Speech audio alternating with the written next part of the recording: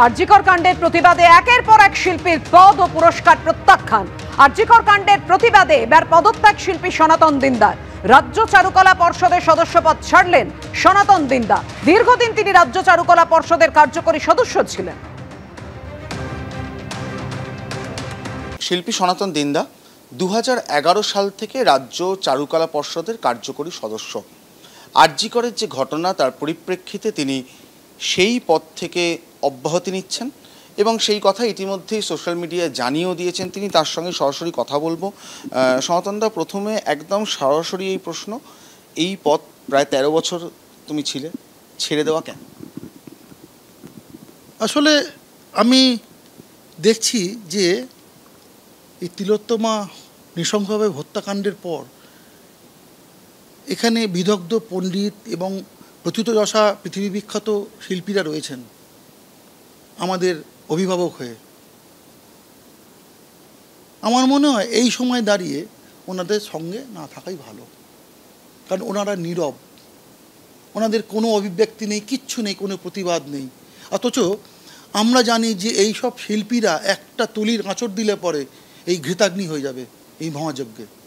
ওনারা নীরব, কারণ এখানে কোনো মঞ্চ নেই, এখানে বড় কোনো মঞ্চ নেই, ওনারা আসছেন না।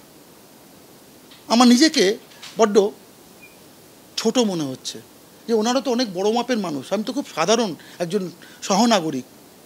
আমি যেভাবে কথা বলে এসেছি আমি সেভাবেই কথা বলি, কারণ ওনাদের সংসর্গে আমার না থাকাটাই বোধহয় এই সময় শ্রেয়, আমার তাই মনে হয়েছে। আর আমি তাহলে আস্তে আস্তে করে নীরব হয়ে যাবো ওদের সঙ্গে থাকতে থাকতে। যার জন্য আমি আজকে এই সমুচ্চরিত স্বরেতে রাস্তা নেমে বলছি যে আমার তিলোত্তমার বিচার চাই, তিলোত্তমার বোন হয়, তিলোত্তমার দিন্ডা হয়। আমি আমার টাইটেলের সঙ্গে যুক্ত করেছি, কারণ আমার গায়ে আঁচ লাগলে পরে তবে আমি রাস্তায় বেরোবো এটা নয়, আমার গায়ে আঁচ লেগেছে।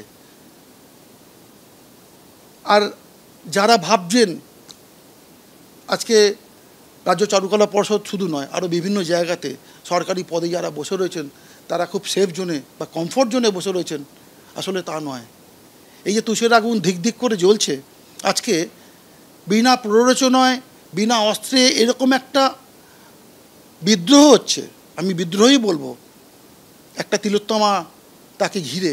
আজকে লক্ষ্য করি তিলোত্তমা জেগে উঠেছে রাস্তাঘাটে, আনাচে কানাচে, প্রতিটা স্তরে, রাজ্য থেকে রাজ্যের বাইরে গিয়ে পৃথিবীর বিভিন্ন জায়গায় তিলোত্তমারা জেগে উঠেছে।